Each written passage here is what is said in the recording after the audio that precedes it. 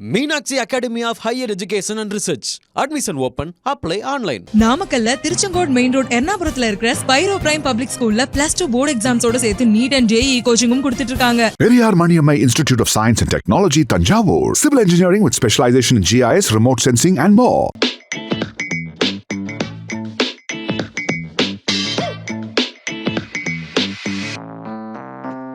So யதார்த்த ஜோதிடரான Shelvi sir நம்மளோட எனக்கு இணைஞ்சிருக்காரு. ஸோ நம்ம 2025க்கான குரு பயிற்சி அப்படின்னு எடுத்துக்கிட்டோம்னாலே அதோட பொது பலன்களை முதல்ல நம்ம ஷெல்வி சார் கிட்ட வந்து கேட்டு தெரிஞ்சுக்கலாம். ஸோ சொல்லுங்கள் சார், என்ன மாதிரி பொது பலன்கள்? முதலில் குமுதம் பக்தி நேயர்களுக்கு அனைவருக்கும் இனிய குரு பயிற்சி நல்வாழ்த்துக்கள். குமுதம் நிர்வாக இயக்குனர் அருமை அண்ணன் வரதராஜன் அண்ணன் அவர்களுக்கு எங்களுடைய ஜோதிடர்கள் அனைவரும் சார்பாக நன்றிகள். குரு பயிற்சி ரிஷபத்தில் இருந்த குரு மிதுனத்துக்கு பயிற்சி ஆகிறது. இந்த வருடத்தில் 12 வருடத்துக்கு ஒரு முறை மிதுனத்துக்கு வருவார். ஒரு ராசிக்கு குரு வந்து மாறக்கூடியது 12 வருடம். திருக்கணிதத்தின்படி 14/5/2025, வாக்கியபடி 11/5/2025.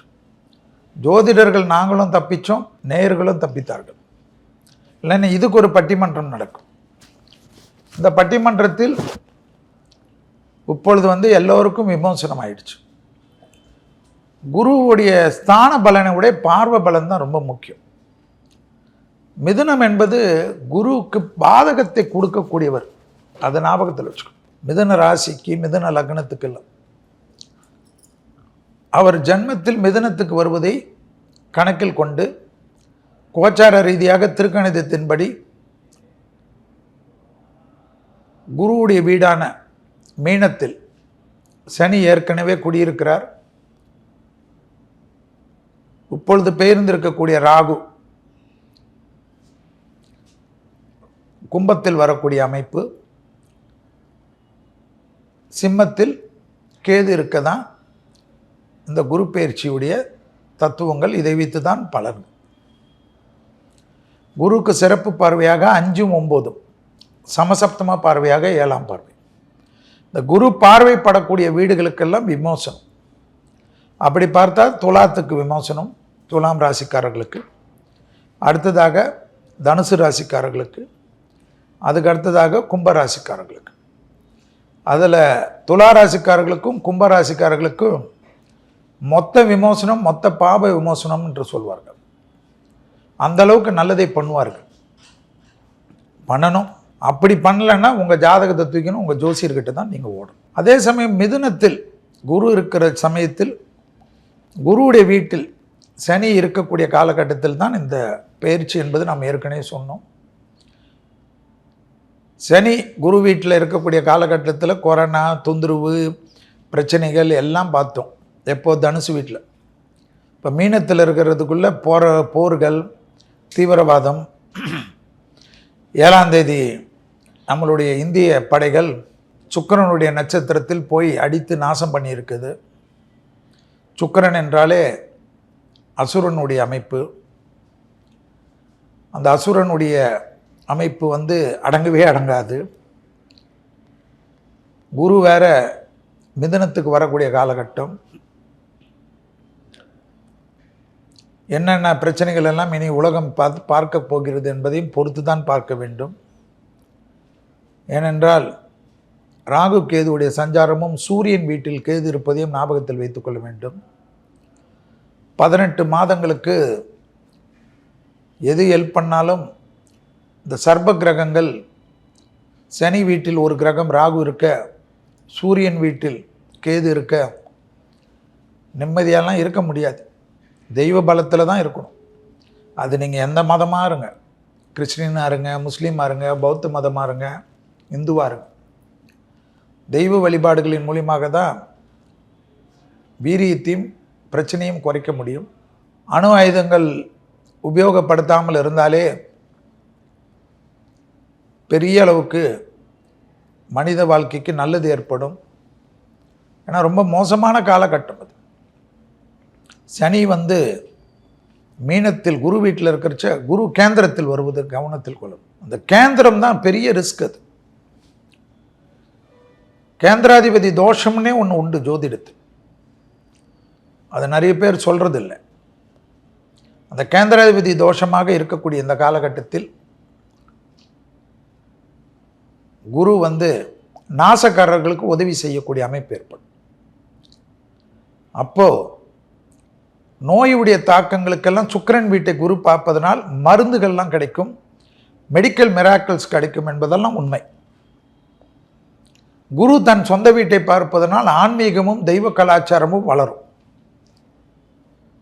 குரு ராகுவை பார்ப்பதனால் புது வகையான கண்டுபிடிப்புகள் எல்லாம் பெரிய லெவலுக்கு வரும். அதனால் குருவுடைய ஸ்தானம் ராகுவை பார்ப்பதனால் புரியாத விடைகளுக்கெல்லாம் அந்த மணல்கள், மைன்ஸு, மினரல்ஸு, தங்க சுரங்கம், பெட்ரோலியம் சுரங்கம், நிலத்துக்கடியில் இருக்கக்கூடிய விவசாய அமைப்பு, விவசாயத்தில் புரட்சி, இதெல்லாம் கிடைக்கும்.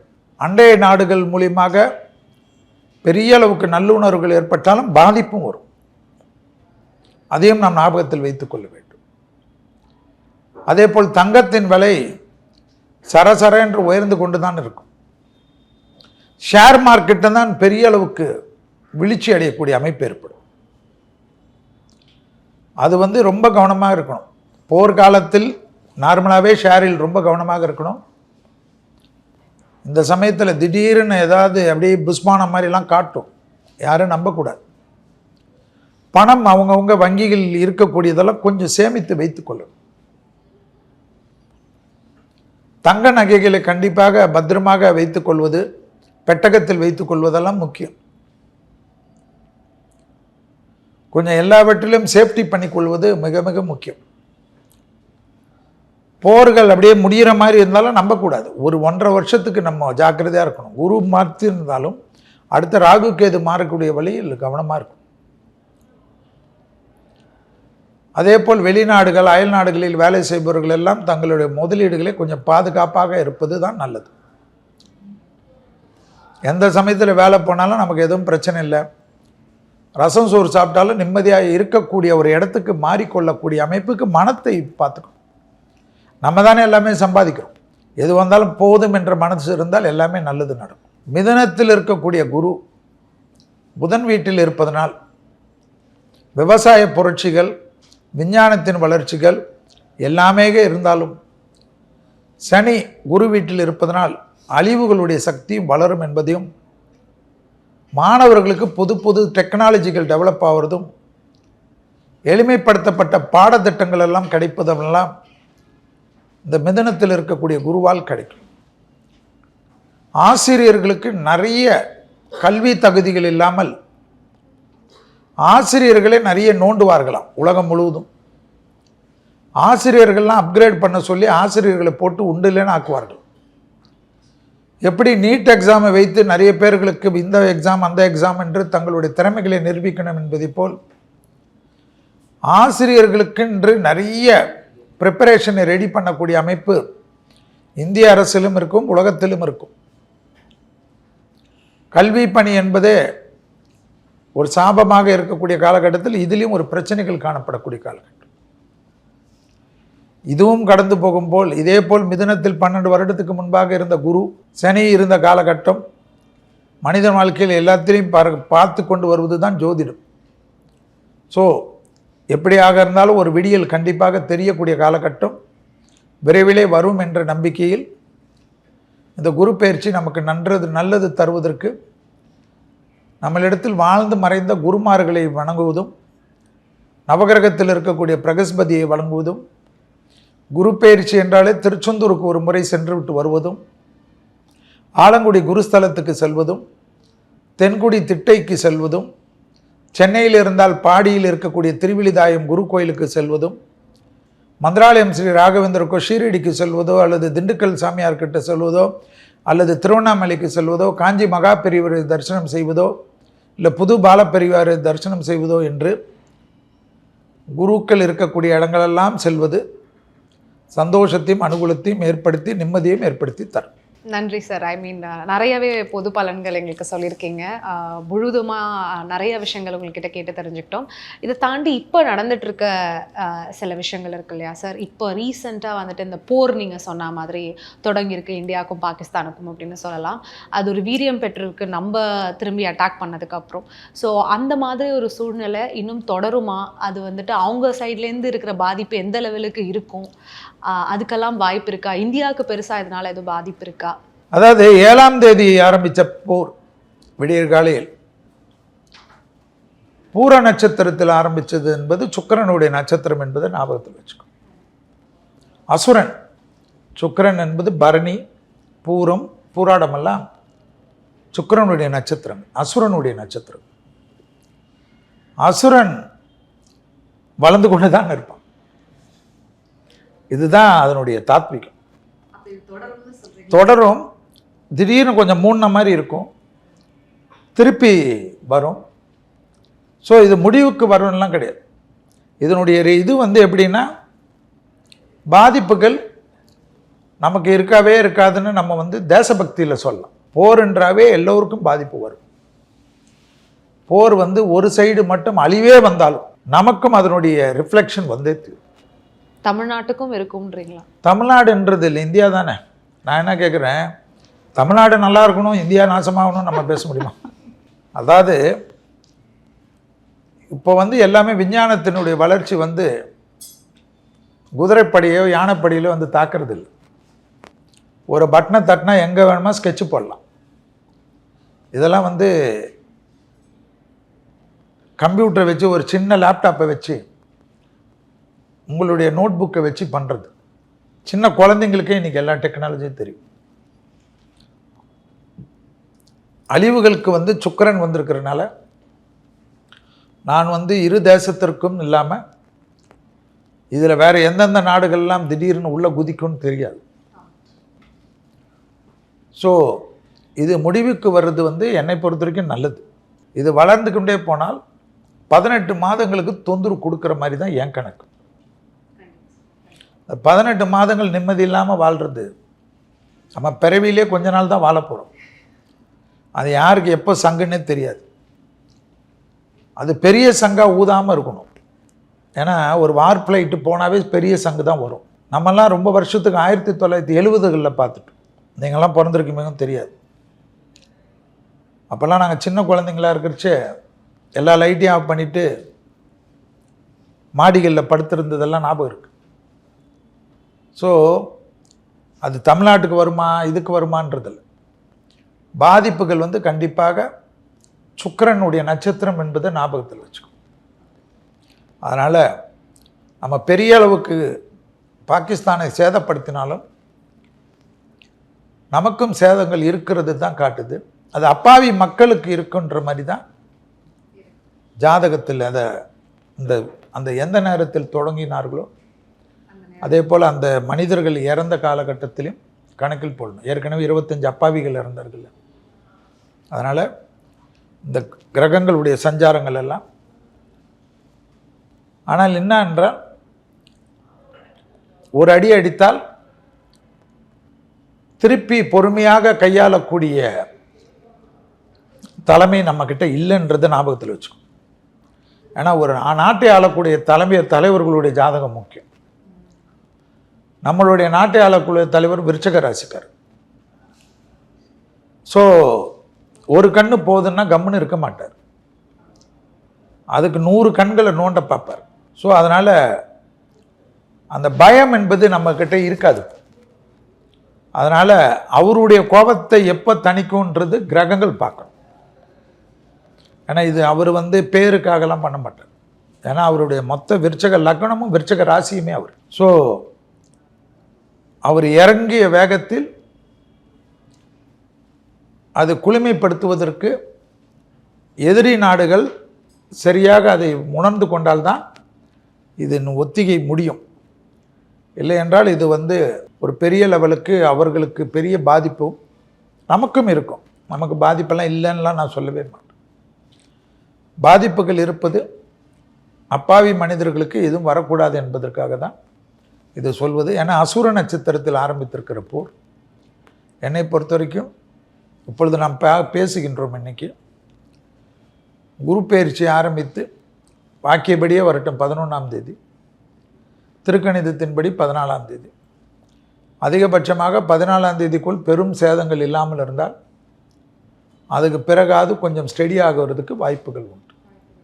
அதனால் இந்த இடைப்பட்ட நேரத்தில் அது வந்து பெரிய சேதங்கள் காட்டுச்சுன்னா இன்னும் 7 நாள் இருக்குது. கணக்கு கொஞ்சம் வீக்குன்னு நினைக்கிறேன் நீங்கள். அதனால் அந்த 7 நாள் முடிச்சுட்டு அதுக்குள்ளாக இது ஒரு சமூகம் வந்தாலும் 18 மாதங்கள் என்னை பொறுத்த வரைக்கும் நம்மளோட இன்டெலிஜென்ஸ் ஏஜென்சி ரொம்ப விழிப்பாக தான் இருக்கணும்.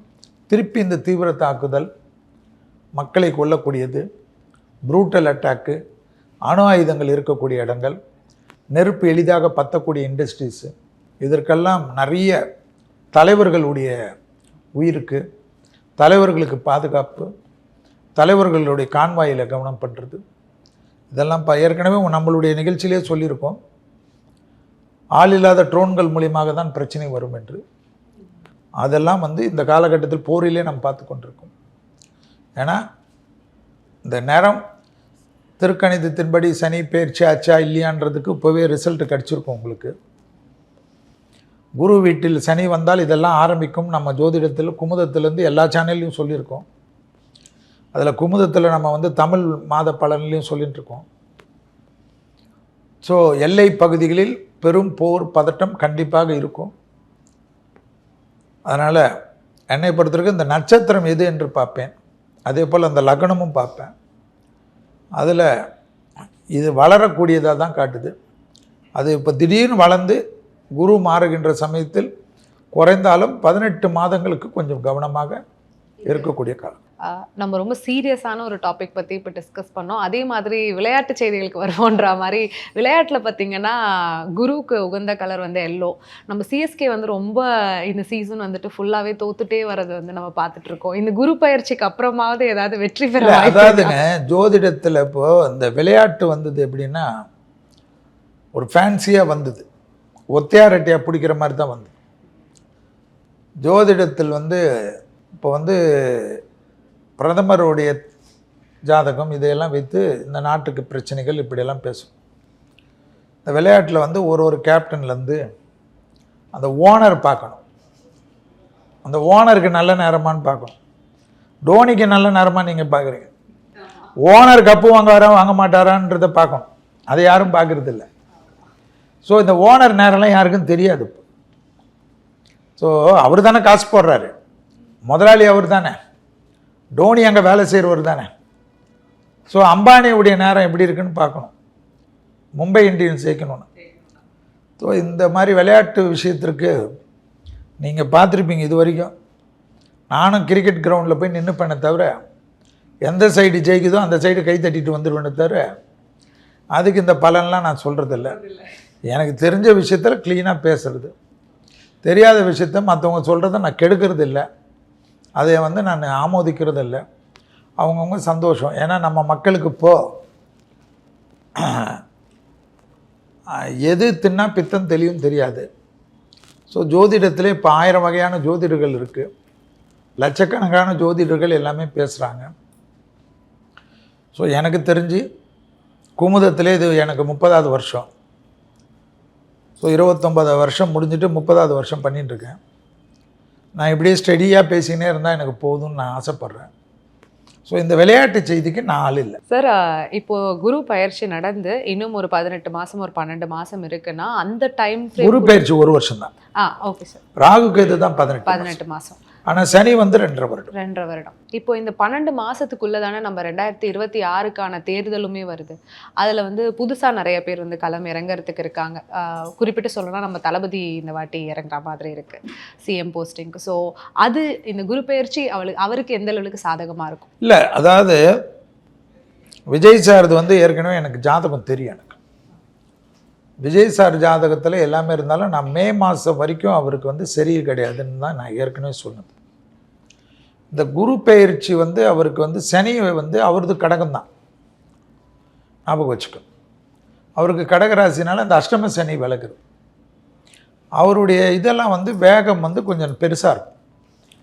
அரசியலில் நிறைய பேர் அண்டர் எஸ்டிமேட் பண்ணாத அளவுக்கு இருக்கும். அவருடைய கூட்டணி வியூகங்கள், அவருடைய மூமெண்ட்டு, அவர் ஒரு பெரிய சக்தியாக வளர்கிறதுக்கு தேகாரைக்கும் பார்த்துக்கணும். அது யாராக இருந்தாலும். நான் ஏன்னா இந்த சனி மீனத்தில் இருக்கிறனால எல்லா தலைவர்களும் தேகாரக்கத்தை பார்த்துக்கணும். அது சாதா தலைவர்கள், பிரதமர் அப்படியெல்லாம் கிடையாது. முக்கியமான ஒரு லட்சக்கணக்கான ஃபாலோவர்ஸை வச்சுருக்கக்கூடிய தலைவர்கள், அது யூடியூபராகவே இருக்கட்டும், பெரிய லெவலுக்கு மக்கள் செல்வாக்கு, சினிமாக்காரர்கள், ஸ்போர்ட்ஸில் இருக்கிறவர்கள், இவர்கள்லாம் தேகாரக்கத்தையும் வாகனத்திலையும் கவனமாக இருக்கும். ஏன்னா இந்த கிரகம் வந்து பெரிய பெரிய லெவலில் இருக்கக்கூடியவங்களெல்லாம் தட்டும்.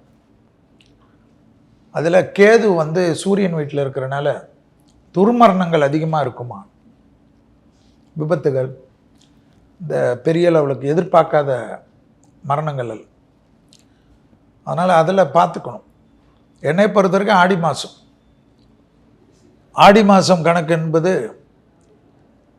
அவருடைய ஜாதகத்துக்கு 14/8 முடிஞ்ச பிறகு ஒரு நல்ல டேக்கப் ஆகும். அதில் ஆவணி 14/9 முடியிருச்ச புரட்டாசியெல்லாம் விஜயுடைய பக்கம் ஆல் இண்டியாவே திரும்பும். அந்த அளவுக்கெல்லாம் வரும். அவர் வந்து பெரிய லெவலுக்கு எஸ்டாப்ளிஷ் ஆவார். நான் சொல்கிறது வந்து ஜாதகம் தெரிஞ்சனால. அதனால் சும்மா நம்ம அண்டர் எஸ்டிமேட் பண்ணியெல்லாம் பேச முடியாது. ஒரு பெரிய சக்தியாக வளர்கிறதுக்கு இது அதாவது கூட்டணி மற்ற விஷயங்கள் எல்லாமே நீங்கள் வந்து பார்த்தீங்கன்னா கிரகத்தினுடைய சஞ்சாரங்கள் இருக்கக்கூடிய காலகட்டத்தில், இப்போ போர்க்காலத்தில் பேசுவோம். தை மாதங்களில் வந்து இந்த அலையன்ஸு மற்ற கூட்டணி இதெல்லாமே வரும். ஆனால் என்னை பொறுத்த வரைக்கும் 14/8 அது பெரிய லெவலுக்கு விஜயுடைய பேச்சு வந்து இருக்கும் என்பது தான் நான் பார்க்குறேன். அப்போ பார்த்து Meenakshi Academy of Higher Education and Research. Admission open. Apply online. நாமக்கல்ல திருச்செங்கோடு மெயின் ரோட் எர்ணாபுரத்துல இருக்கிற ஸ்பைரோ பிரைம் பப்ளிக் ஸ்கூல்ல +2 போர்டு எக்ஸாம்ஸோட சேர்த்து நீட் அண்ட் ஜேஇ கோச்சிங்கும் கொடுத்துட்டு இருக்காங்க. Periyar Maniammai Institute of Science and Technology, Tanjavur. Civil engineering with specialization in GIS, remote sensing and more.